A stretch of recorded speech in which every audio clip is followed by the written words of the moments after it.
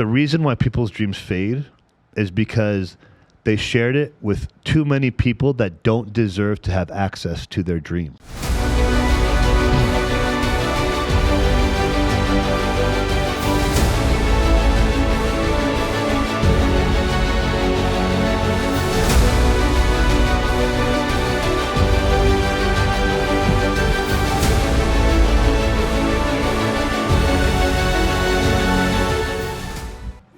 We're back. Welcome to another episode of Impactpreneurs. I'm one of your hosts, Davrick Lyles, along with Sean Alexander. And we got a great show today. Yeah, we do. Right on, man. So we've had some busy weeks, and I know this week's been busy for both of us. And I've noticed, I've had this come up a lot, is people have hit me up a lot on Facebook. It's funny, we talked earlier before the segment, but there seems to be this latency delayed with pulling the trigger to jump on whatever business opportunity or moving forward with a business. People are just sitting back waiting. They're waiting. Oh, it's not raining, or it's sunny. Oh wait, I'm gonna wait till the 1st of October. They're waiting for like some magical moment that's going to give them permission to do something a little different. Like they're waiting for that one, like something that fits their narrative. It's crazy. Start. It's crazy. Like that's never going to be a case. There will never be an ideal narrative for you to start something or for you to go full throttle in something. But what frustrates me is I'm getting this from I'm going to start at the beginning of the year. How many months away is that? I mean, I don't know. Have you ran into this? Summer's over and everybody checked out. Okay, I'm just gonna wait till Christmas. That's neighbors. So scary. I got neighbors putting Halloween stuff up. I got people at Costco with Christmas decorations, and everybody I'm talking to, Davrick, hey, I had a question that I actually can show you on my Facebook. I'm ready to get started, and when I engaged with the gal, she's like, "Yeah, I want to. How do I do this? How do I do that?" She's, "I'm thinking in the beginning of the year." Because of the holidays, dude. There's always an excuse. If you start, this is my belief. If you start something, and the most trying times, it's never going to be perfect. It's never going to be perfect. But I think if you start in the middle of the battle of all your crap, I think you're going to come out a winner, in my opinion, because you know how to battle. You can't just everything's perfect, credit score's great. The money's good, got the house, savings account. Let's start at the beginning of the year. It's like, dude, you're failing. I like your accent there. Dude. I don't know. Some nice imitations there. But are you running, have you had this come up? Yeah, I think, man, it kind of makes me angry sometimes, and I don't get angry about a lot of things, but when I start to see people or hear people make very poor decisions on their future life, because I feel and believe that people are misinterpreting the concept of being present, and they're taking as being present as just enjoy each day for what it is. And yes, I understand that, and yes, that is true, but that doesn't mean go that doesn't mean just slow down and not go full throttle and take action and execute, pull the trigger and move forward. That doesn't even make any sense. Like, that doesn't mean you can't be working your ass off, grind, hustle for the future, and not be present, because that doesn't make any sense either. Because if you're not present, then you're not going to be able to have any sales. You're not going to be able to build your team. You're not going to be able to provide any leadership if you're just focused on the future and not on the present. It needs both. And I think people are just misinterpreting what being present means and not stressing about the future.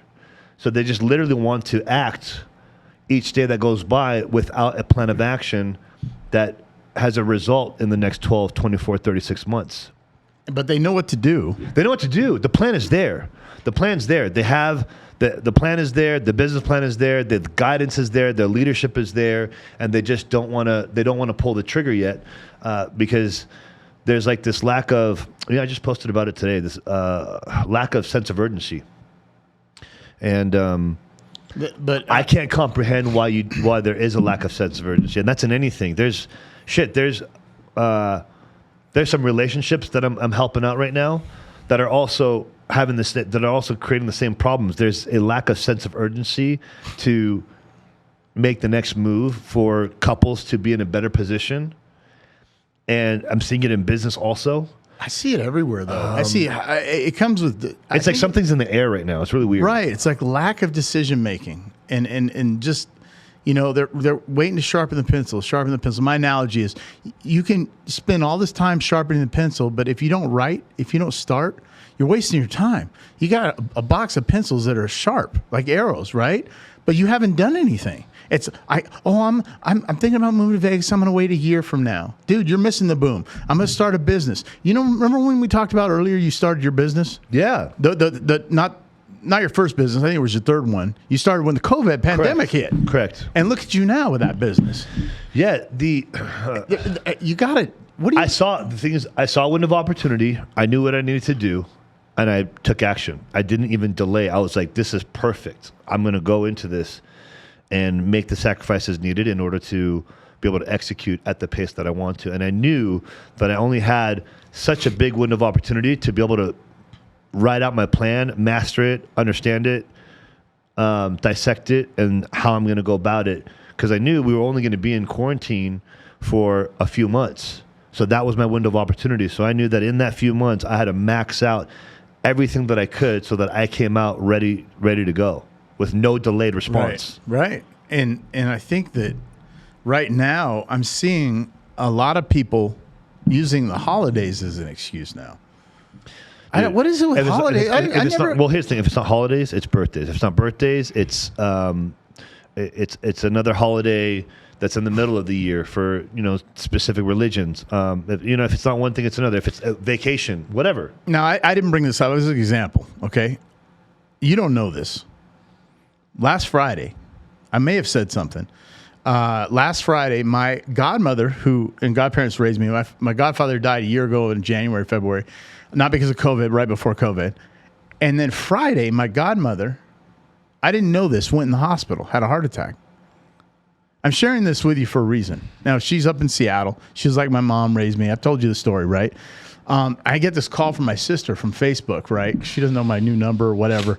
And I'm like, okay, she never calls. One of my sisters never calls. I said, something's wrong. Well, she went at 2 a.m, had a heart attack. And that was Iris's birthday, Friday. We already had plans, right? That. All this stuff with events planned and business. I had all this stuff to do. I still did it with enthusiasm. I knew that was a pressing issue on my heart.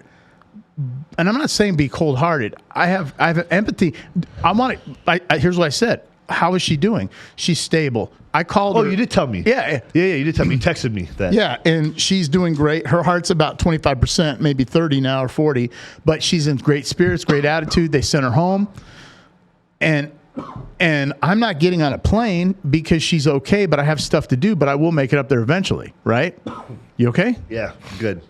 Wrong pipe. Wrong pipe. I think what I'm saying is there's always going to be challenges and obstacles. I'm not saying not to be empathetic towards a family member. I'm going to interrupt you for a second because you just nailed something that every single other person would actually use as a reason. And at the end of the day, any legitimate reason is still an excuse. If there's something that stops you from doing another thing, it's an excuse. No matter how legitimate the reason it is, it does end up being an excuse. Now, yes, to some degree, some are a little bit more cold than others. In this case, with what you said, yes, most people would look at that as, damn, Davrick, you're fucking cold. So your business and this came first over that. And it's like, no. It's just that there wasn't an urgency for you to jump on a plane and take off. And if there was an urgency, it would have been a different story. Right. And they wouldn't let anybody in because of COVID to see her. You can't.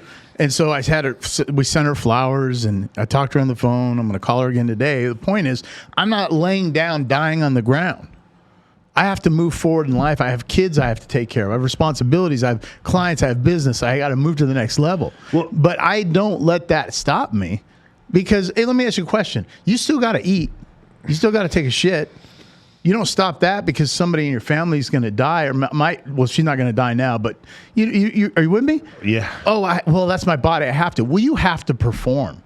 You have to have that mentality that I have to perform, not, I don't feel like performing today. That's why you're failing. Well, you remember not long ago, I was talking about picking and choosing where and when you show up. It's the same thing as, I don't remember, did we talk about that? I feel like we did, but the same thing applies right now with selective urgency. You can't pick and choose when and where you want to be urgent. Like that doesn't make any sense, especially when it comes to your business life. Because if you have this selective urgency because of your fucking feelings, then you're literally going to kill your fucking life off. And I don't mean literally, because your business and everything else in your life is going to start dying out because all of a sudden that sense of urgency is now chosen when you want to activate it and when you don't, because you're going to allow your feelings to take more precedence over what's more important. Yeah, I'm glad you said that. I told somebody recently on the phone, I said, you need to forget your feelings for a second. And they took it personal. They were hurt. I said, no, you're misunderstanding what I'm saying. You're trying to go from A to Z, right? But you're caught up in because of how you feel. Nobody gives a fuck how you feel because corporate America, nobody cares about you. Nobody's going to take care of you. So I said, you got to, I didn't say fuck your feelings. I said, you got to forget your feelings right now. You're a nice guy. That's insensitive. You hurt my feelings. That's what I'm talking about. How can I hurt your feelings when it's not about me? It's about you getting your shit together and moving forward. People like to remove facts and logic over emotion when it's supposed to be the other way around. You're supposed to remove emotion and look at the facts and the logic behind anything. Because emotion, unless it's emotional motivation to do something great, right? That's the only time emotion and feelings do matter. Like feelings of like, I want to retire my mother, for example, because of an illness she has and she can't work anymore, for example. So that would be an emotional motivator. But if you have feelings where you're having a pity party, you don't feel good, today's just not one of those days, it's a gloomy day, so you're gonna choose to not be urgent about the things that have to get done and your tasks at hand.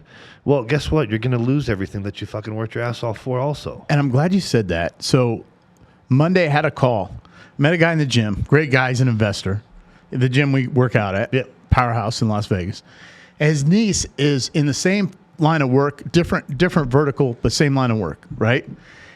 He goes, yeah, I'm trying to get her motivated. I said, you can't motivate somebody that doesn't work. Motivation is overrated. Okay. So are you with me? Yeah. We know what we're talking about. So I talked to her on Monday. I'm talking.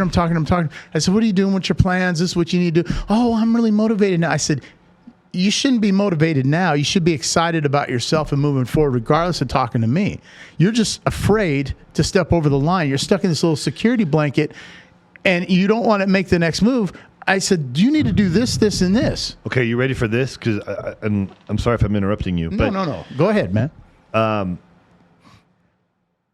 High achievers and high performers do not use motivation. Motivation is way off our scale at this point. If you're trying to be a business owner, if you're trying to be successful in any category of life, there's no more motivation anymore. Motivation is literally when you're just getting your feet wet and you have this compelling reason of wanting to do something you're passionate about. That's where the motivation is. But once it comes to a level of performance and urgency and high scaling, there's no more motivation. If you still need motivation, you want to be motivated or you want to have motivation for the day to go perform, then you're going to fail.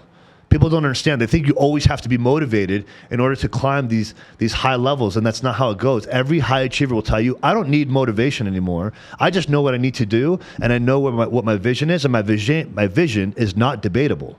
It's not up for negotiation. I know what I have to do. I know how long it's going to take me, and I just have to execute. And that's all it is. There's no more motivation. Motivation is still feelings. And never get comfortable. I'm not comfortable. I'm on edge. I want that next revenue stream. Right. I'm focused to get to the next revenue stream. I don't like where I'm at. Sean, I know that. Now, to most people, you're like, oh, man, you're doing really well. You're really so. Not for me because I'm not easy. I'm uneasy where I'm at. I want to get to the next level. So I'm trying to get this to one level so I can get A, B, C, and D to the next level. And so is that your motivation? No, that's it's not a want. I need to. Well, I have to, because I can't sleep at night with what I'm doing. Because what I need to accomplish in life, this does not accomplish it in life, this revenue. Right? Does that make sense? Well, I don't have fuck you money. Well, here's the thing. Anyone who makes $500,000 or more knows that at that point, any higher that you want to climb from $500,000 up, there is no more emotions and feelings involved. There can't be. At that point, it's all about scaling, strategizing, the right team, the right players, the right hustlers, the right vision, and execute on your plan. And that's it. If you have to get a mentor or coach, okay, great. And if you do, you have to make sure, as you heard me say this before, you have to execute at the speed of instruction. If you don't, then you're going to have delayed results, and delayed results can actually be unmotivating and slow you down. Right. And you know what I want to say, because you said something about going up to the next level. Let's say, and every single one of my clients hear this. In whatever category someone's hired me for, everybody has heard me say this. And I probably talk about this, I don't know, at least 20 times a week with various phone calls. If, let's say, like in my programs, let's say for me to get you to point A to point D, it's a 10-step process, right? Let's talk about business, for example. Let's say you get to D and you've done the whole 10 steps. And at D, in business, your money's good, the team is good, you love where you're at, and you're like, okay, you know what? I'm cool right here. I'm good with the money I'm making. I don't really care to make more, because some people are okay with, they're totally happy with a certain number. Well, once you start coasting at that pace, if it took you 10 steps to get there, then you need to keep doing that same 10 steps. If you want to scale and go past that marker, now we have to look at the next 2, 3, 4, 5 steps. So now you got to do 15 steps a day to get to that next level. However, you can't get to that level and say, okay, I'm good right here, but now because I like the money and it's coming in, I want to do 6 steps today. The moment you start doing less than what got you to the first point is when the universe will start taking shit away from you, because now you're being ungrateful and now you don't deserve it. And a lot of people, God, I hope no one that I know takes this personally, but it does apply to a lot of people. And I've said this to many of my clients. The minute you stop doing what got you to a certain point is the moment where the universe starts taking shit away from you, because you don't deserve it if you think that you have to do less work to maintain what got you there in the first place. And I'm glad you said that, because you said 10 steps. I want to add to this, in my opinion, my humble opinion. Once you go to 6, you step back, you let your foot off the accelerator, and you coast. And then the world takes it away from you. And people go, oh, I'll just do what I did before. No, now it's going to take you 20, because you're so mind-fucked, because you can't handle the swings. You know, some of the greatest poker players in the world live here in Vegas. And their number one thing is that you got to be able to handle the swings. They'll lose $1 million a day, go to sleep at night. Shit, in one hand. In one hand. And then people jump off a bridge for losing $100,000. So if you can't handle the swings, you got to mentally prepare yourself for battle, war. We talk about that. Yeah. You have to be a gladiator. You have to be ready for war and combat. But like you said, I agree with you 100%, Sean. If you step back and coast, and it's happened to all of us. We learned, and we're like, I'm never doing that again. There ain't no cruise control. Does this thing go 140? It's shaking. Well, can it do 150? But when you go back to 6, now you fall off the wagon. You're like, I'm going to do these 10 steps. Okay, guess what? It's not working. Now you got to do 20, because you got to get back to 10. You got to make up the amount of steps you lost. The momentum, the consistency, right, is gone. And the thing is, when momentum's on your side, I just had a phone call about this, and I'm actually going to talk about this later today on a post. When momentum's on your side, you have to run with it. There's no slowing down. And here's the thing, when you, man, it's a frustrating topic anytime I have to get in this discussion with somebody to explain it to them, because the fact that I have to explain it is absurd, to not understand the logic behind intentionally slowing down your momentum because you're tired, or because you're in your fucking feelings, or because you don't feel like going at that pace anymore. That's okay, but understand and accept the fact that you're going to lose everything you worked for if you're willing to slow down that momentum. Because regardless, if there's momentum and it's going hard and you're going to go at that same pace, at some point, that momentum is going to slow down on its own.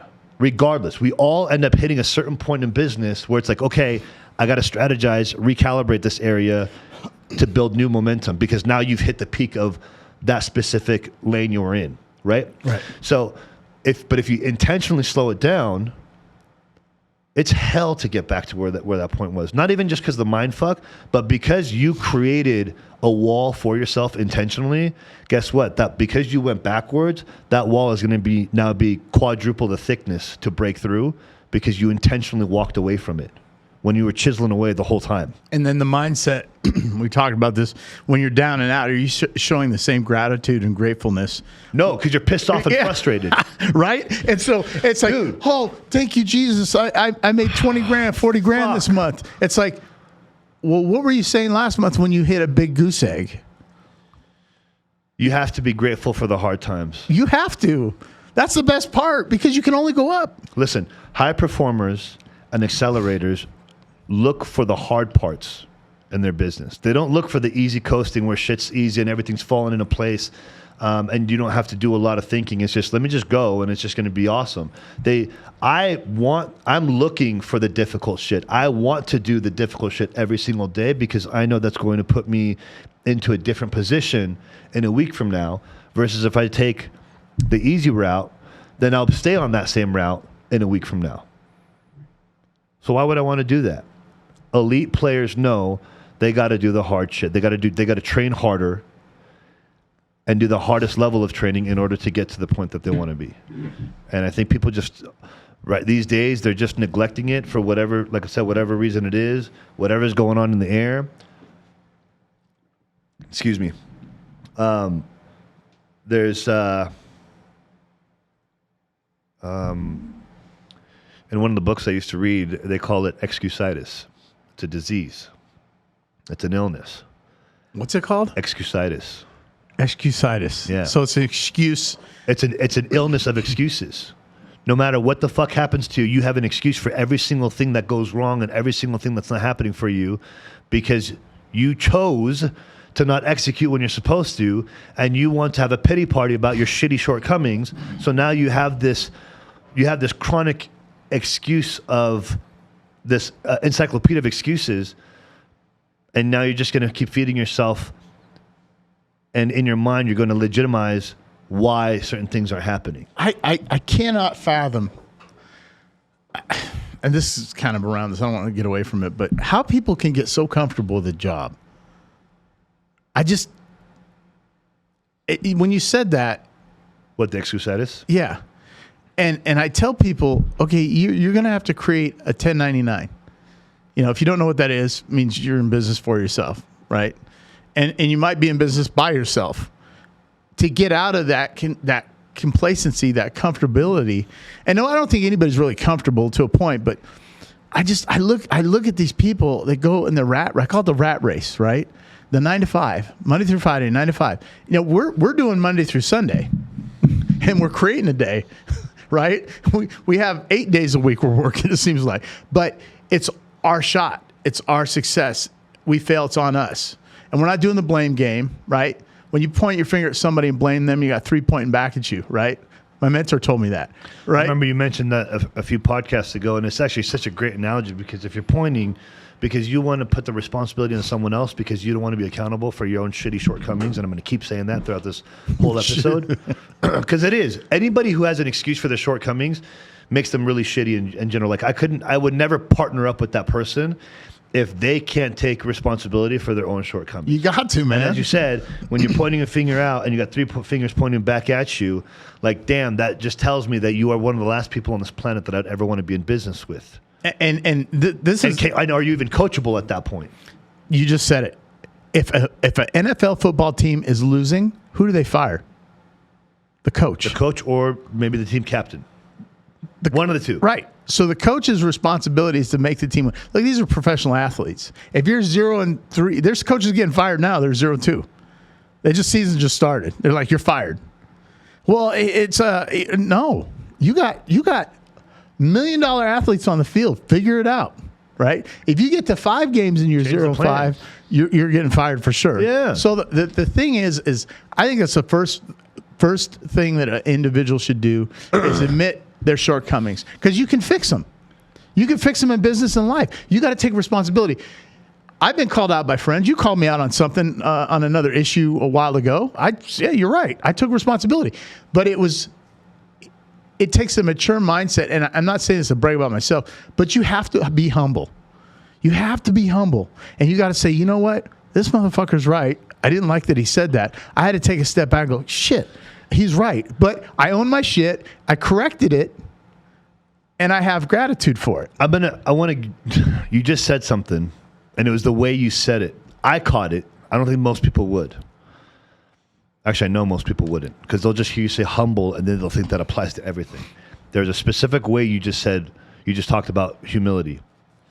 And that's being called out for something that you realized you were doing wrong, knew you had to change it, and knew you had to take action on it. That's the time when humility applies. Knowing when you're wrong, knowing when you have more to learn in a certain subject, finding out what the solution is, and then executing. That's what humility is. People think humility is don't be overconfident, don't have supreme confidence. No. They talk about sharing your wins and your successes as bragging, and that you're not humble. Like, our society has turned confidence and humility into these, like, I can't even have a word for it. Like, they've turned them into these things that don't even apply to us. Like, it doesn't make sense to me why I love, even if I don't know somebody, I love hearing their success story or what they were able to purchase or what they can afford. Not just for the sheer fact of, like, congratulating them and cheering them on, but just the fact that someone else is doing what they have to do to achieve the things that they want and the things that they enjoy in life. That's exciting to see. And you know what? For someone's going to click with whatever it is that person was able to purchase, and that's going to be like, that's inspiring. If that motherfucker can do it, then I should be able to go do it too. Dude, it's just that simple. If I tell people there's nothing special. I'm just determined. If I can make it in business and do what I've done, anybody can. My background is not, I'm not from the Harvard, Yale, valedictorian, secret, cum laude, mocha guy, right? They got all the degrees, all the letters behind their name. That's not me. I'm the guy from the streets. I'm the guy from the other side of the tracks, broken home, similar story, right? But you take guys like us, and it's like, dude, you take a swing and knock me down. Okay, I'm going to get back up. But did you die? Remember that from Hangover? But did you die? No, just get back up. Just move. I don't care if you get knocked down 20 times, get back up. You might have some rocks in your hands. You might have some dirt on your elbows. You got some recalibrating to do. Don't lay there. But don't just sit there. Don't lay down and die. And so I've seen that happen to a lot of people in the last couple months. I guarantee you, Conor McGregor. Dude, he broke his, you just said it. Dude's fucking leg was broken. And while his leg is broken, even though everybody hated him and was talking shit to him for talking all the shit that he did to Dustin Poirier, and then he broke his leg, and now he's automatically takes it as a loss because his leg broke and he can't perform. But while his leg is broken, sitting on the floor, he's yelling at Dustin Poirier, telling you, we're taking another match. I want a fucking rematch. We're doing this again, and I'm going to fucking take your ass out. He's not in there in the emotion of how much pain he's in. He's thinking like, dude, that is so fucked up. I'm coming after this guy. Because he's got a different mindset. Floyd Mayweather, same thing. Oh, I don't like Floyd. I don't like him. You don't have to like him. He's built a dynasty. He's the master of marketing in boxing. And your boy we just talked about is a master of marketing in MMA, right? Look what they've done. Oh, they're cocky. No, they're confident. It's supreme confidence. Yeah. There's a couple high-profile guys that I follow. They talk about that all the time, and I've been talking about this for the last 4 or 5 years, ever since I chose to make a change in my life on a higher level. Supreme confidence there's a fine line of cockiness and supreme confidence, and you have to be okay with being on that fine line. And being on that fine line means most people around you are going to label you as an asshole, as cocky, as arrogant, as fuck you, and they're just going to say, you don't give a shit about anybody. You're just too cold. And instead of understanding that, like, no, it takes a certain number of years and a certain level of experiences to go through to get to a certain level of confidence where you're now unbreakable. You have this what I used to use this. You have this iron will. You have an iron spirit. Now there's nothing that can get in your way, that can push you back, hold you down, break you in half. There's nothing that anybody can say to you that's going to emotionally affect you from performing the way you've been performing. And we got people around us all day long, every day, in some shape or form, wanting or hoping that we fall off. Oh, I guarantee it. I guarantee it. Imagine this. Imagine this. I was going to piss off people.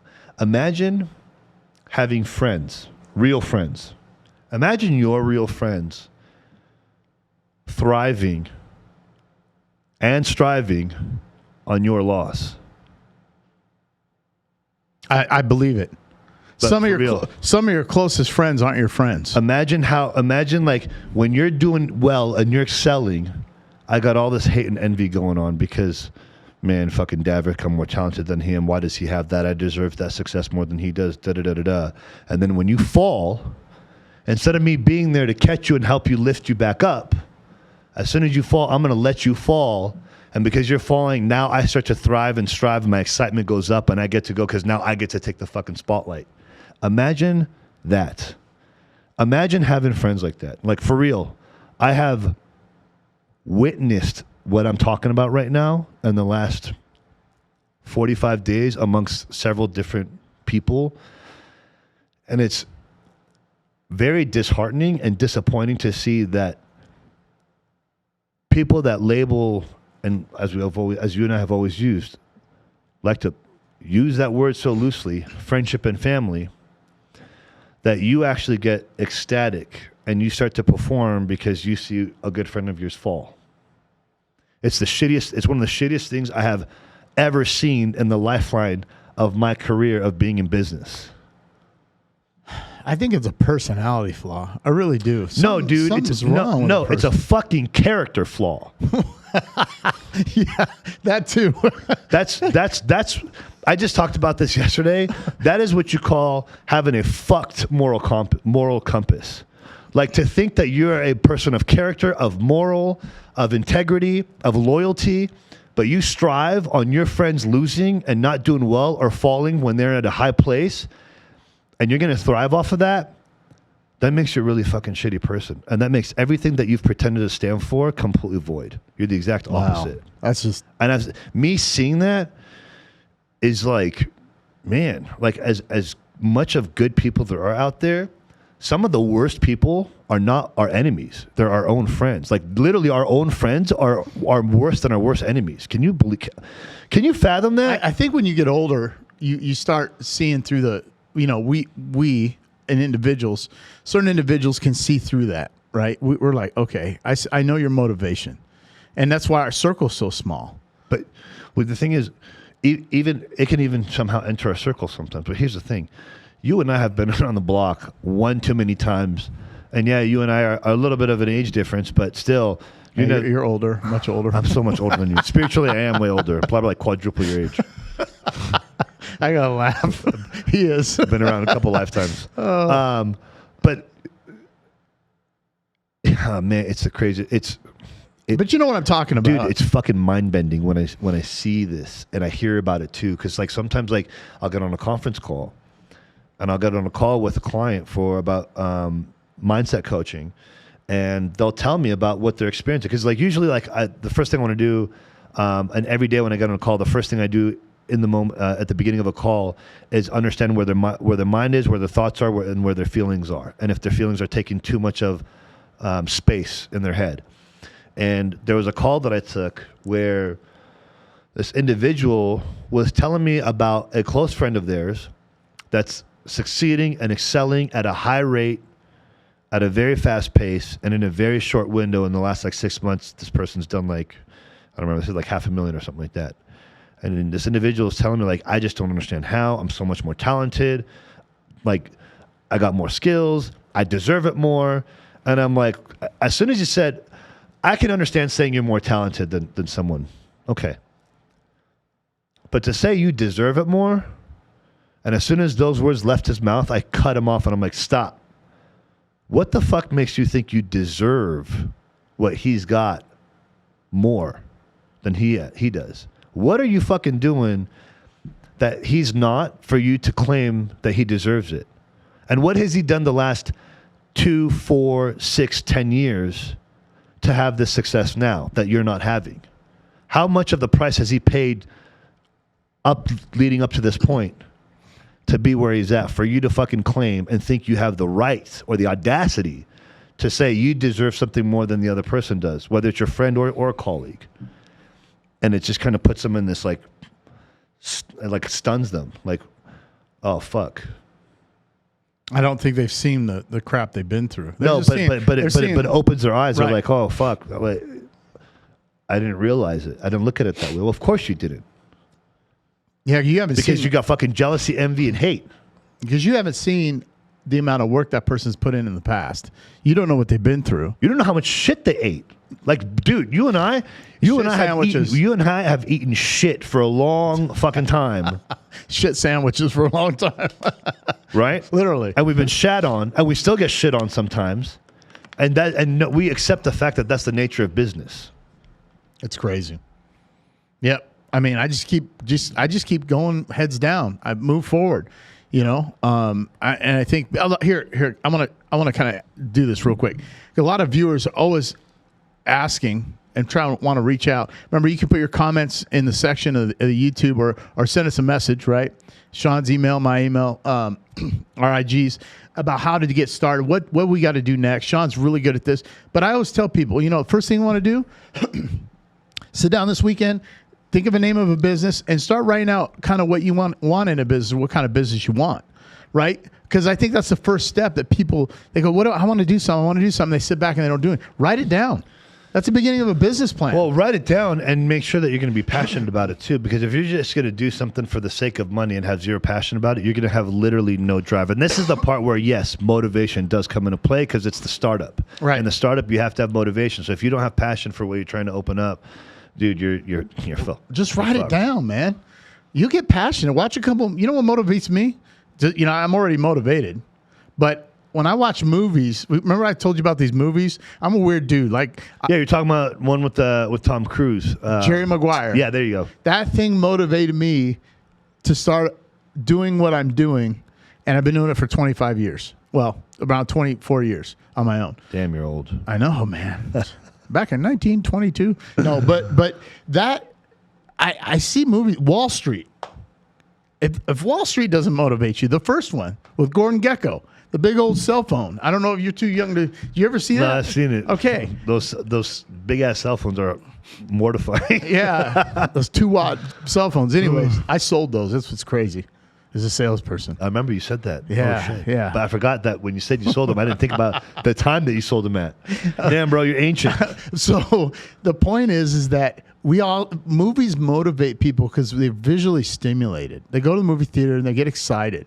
You know, they come out with a lifesaver. They want to be a superhero, you know, and they see these movies and people see these love stories and they start crying.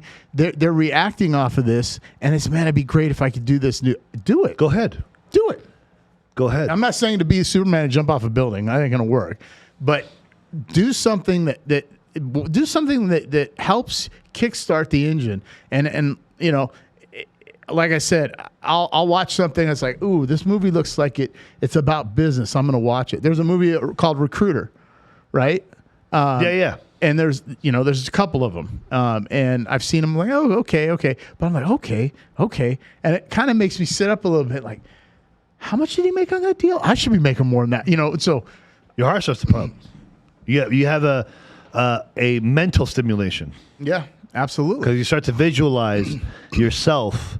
That's what gets us going in the first place. When you start to get emotional from a movie, yes, it's an emotional reaction, but it's because you're mentally getting stimulated, and then your mind connects with your heart, and then now you got this reaction happening because you're like, man, I know I can have that. I can do that. I should be doing that. Why is that person doing that and I'm not? I should be making this bigger deal. I should be buying that house.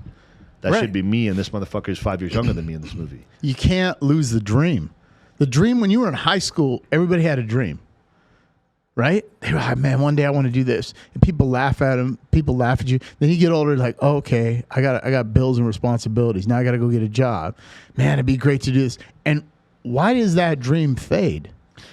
You know what? I just saw this today, and it was like, wow, this is a very awesome analogy. It fades because you shared your dream with too many people that don't deserve to have access to it. That's good. You gotta say that one more time. No, The reason why people's dreams fade is because they shared it with too many people that don't deserve to have access to their dreams. Okay, I'm gonna write that down. We're gonna do a clip of that. Like that needs to be a meme. I was like, and you know what's crazy? Like I've always known not to share it with too many people. I knew to put it in the universe. I knew to share it with close people that matter, and people that matter who I know will continuously push me up and back me because they know that I'm going to push them up, and then I'm going to pull them up also. But I've always been selective with who I share that with, because when you share your dream with people that don't deserve to have access to it, they're going to shit on it, and they're going to eventually break your spirit on wanting to achieve it, because they start to make you not believe that you're going to achieve it.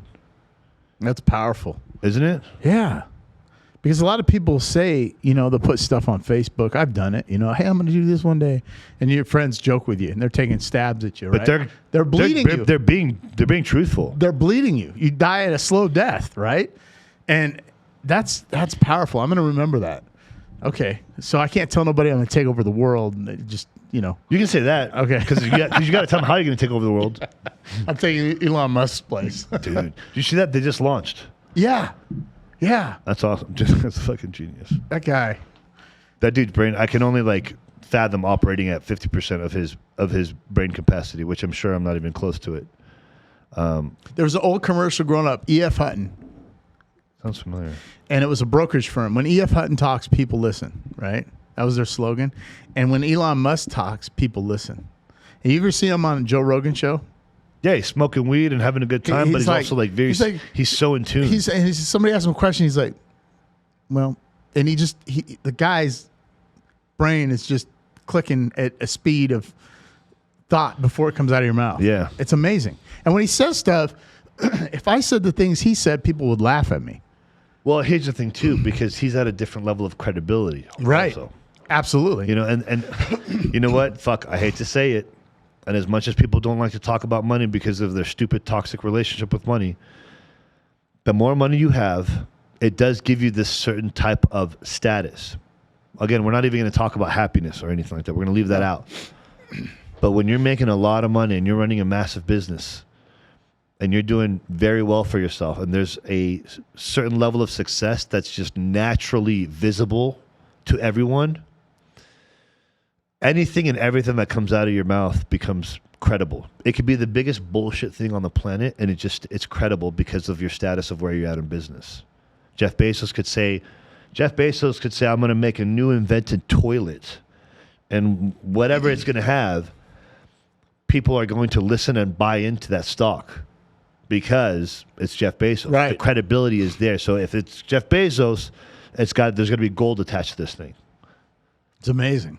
And people don't want to people want to knock the idea of becoming super successful, but yet they want to be heard by everybody at the same time. Well, guess what?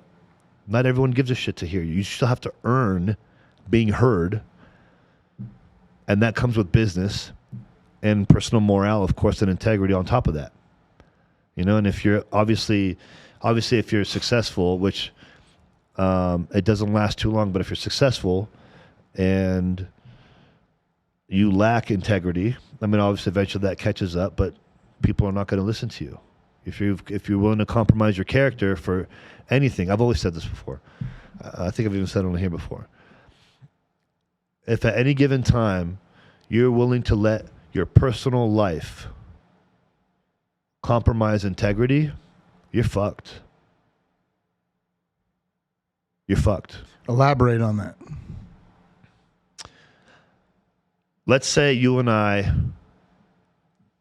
go into a deal that we're going to do together and build a business, and we're already funneled in $100,000 each, right? You've made a commitment to me. I've made a commitment to you, and we're going to go in this thing full throttle. And both of us already have money in. There's really no backing out, knowing that we're probably going to have to dump more money into it also. Now we have a foundation and core values and a mission tied to this project, right? Now, let's say something happens on a personal level and you say, you know what, Sean, I got to bail out because whatever the reason might be, and I need you to buy me out. And I'm like, well, no, that's not going to happen because we agreed to do this together. And it's like, well, I can't right now. It's just times are tough, and I just gotta bail away. Okay, well, that would be a good example of compromising your integrity and your word because you're going to allow your personal life to fuck me over.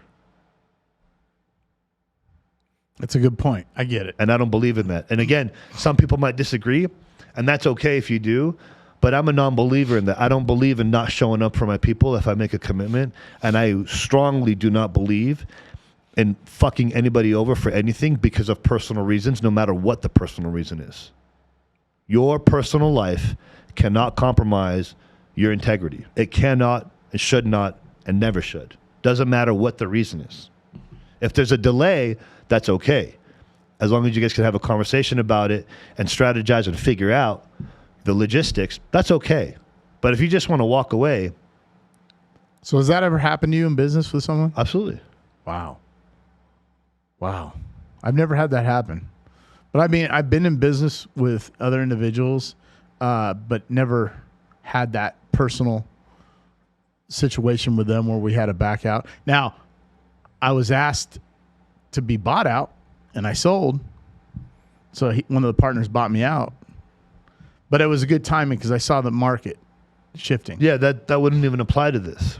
Wow, I can't believe somebody do that. That's like stealing money. But it happens all the time. It's not just like, this isn't just a me thing. Like, shit, man, I've had to help coach some people on how to get their feet off the ground because they got fucked over so bad. They're like, dude, I'm not even excited to want to get started again because I'm afraid to get screwed over again. And yeah, I get that. There's the fear factor involved, and we try to tell people, like, fuck your fears. Like, we got to do this. But there is this this anchor that gets tied to their heart and their mind because they're worried about getting screwed over again. Because like when you get big shit that you get rolled over on, it can become debilitating. Absolutely. You rely on other people. And that's that childlike faith, right? When you're a child, you just believe. You believe everything. You have a dream. And then it goes away. But you have to have, I tell people, you have to have childlike faith sometimes when you get in business. And I say that for people that might not be biblically religious, right? You can have that faith of God. But then there's the people that like, oh, I don't believe in God. Okay, well, have the childlike faith. When you're a child, you believe in everything. You Correct. believe in everything. You think that you can go to the moon. And you can when you're an adult. But no, that's powerful. That's powerful. Yeah, it's wild to see it happen though too. Like what happening to me is one thing, and because of my past and history of how I've overcome so many things, I can say it's more simple. Thank you. I don't want to say easier, but more simple to get over that. Because the things that I've been through, to me and in my opinion, are a lot harder to overcome than, But you said it earlier. You put your emotions aside. But here's the thing. My personal life experiences the first 2 decades of my life created this iron will and an iron spirit to know and be aware of how to separate my feelings from logic. Some people aren't prepared for that, and that's okay too. You got to compartmentalize it. You just got to know who to turn to help guide you back into the right direction. Right. And it's good that you said that because the shit that you and me have been through, when something happens, like I just laugh. Remember the $65K deal? Yeah, and you made a quarter of that back 3 days later. Right, but remember I told you somebody had mentioned something to me? I just laughed when it happened. I literally laughed. I'm like, oh my gosh. Because the crap I've been through that's nothing compared to what I've been through. Plus, if you had a $65K deal almost in the bag, then the likelihood of you finding another $65K deal is pretty high. Right. But you see my point? Yeah. I can't put price and money on my life, But the things I've been through in life, right, that I've had to overcome, fear, rejection, deaths, bad situations, dangerous, scary situations. I laughed because it's like, you got to be kidding me. I just laughed. I turned myself back to my desk, sat down, I kept going. I just kept laughing about it. And people are like, how can you laugh about that? It's like, well, dude, I think there's some, we can say this, Sean, is this fair? If people have a challenge or an issue that comes up and they're like, oh my God, how am I going to deal with it? Just look back at what have you overcame in the past that has been more difficult than what you're dealing with now? Because if you overcame this, look what we know what you overcame. I do. That's like, whoa, Sean, that to me is borderline to the end. You overcame that. So anything else that comes at you, it's like, Sean's got it. I'm still your buddy. I'm still your colleague. I'm still going to say, hey, man, how you doing? Good, great. Anything you need, I'm there for you. But I know you can overcome it, and you know it too. And your mind's strong. Yeah, my mind's like, oh, fuck, this is bullshit. But all right, here we go again. Let me take the next swing. So people need to understand that, right? I tell people, look, what you're dealing with now, have you dealt with anything worse? Yeah, but no, don't say but. You've overcame it. You'll figure it out. Well, that's where we say this in every episode in some shape or form. Your feelings and your emotions cannot play a role in getting you kickstarted again. Now, if they're emotional motivators, yeah, absolutely, use all of them if you have to, whatever they are. But if they are emotional decapitators, then you got to put it aside and understand that how I feel right now is completely irrelevant from me getting back on my feet and going. And people want to have this fucking pity party. I don't feel like getting back up. I don't feel like performing today. I don't feel like showing up. A week goes around. Okay, now I feel like getting up. Okay, so you take 2 steps forward. You go to the next day. Oh, man, it's not firing like I thought it would. And you fall back down. Holy shit. So you just wasted 7 days doing nothing. Then 2 days of just getting your feet wet, and because it didn't fucking spark the way you wanted it to, you allow yourself to fall back down like, oh, I can't get motivated. Well, dude, first of all, you delayed a week. Guess what? If you delayed a week, it's probably going to take you an additional week. Absolutely. You're absolutely on point.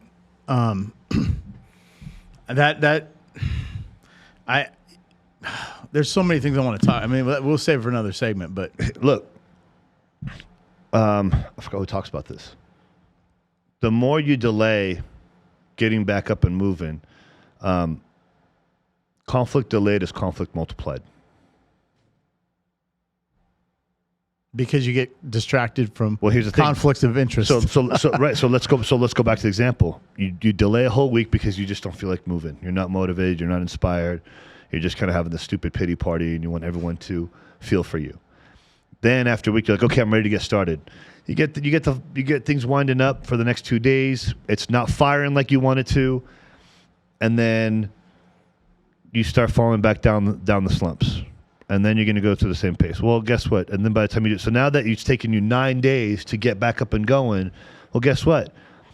That's a delayed conflict. So now that conflict is going to multiply. So now it's going to take you 21 days to get back on your feet. So now you're going to have to, now you got double trouble to fight against in order to get back on your feet because you chose to create, what's that word I'm looking for?